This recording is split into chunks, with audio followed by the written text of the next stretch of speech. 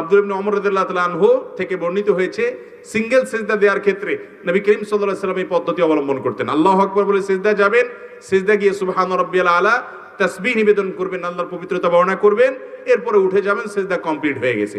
এই সিজদার জন্য ওযু লাগবে কিনা, এই ক্ষেত্রে সমকালীন আরব উলামা একরামের অনেকে এবং আগের অনেক উলামা একরাম ফোকা একরাম বলেছেন এটার জন্য ওযু লাগবে না।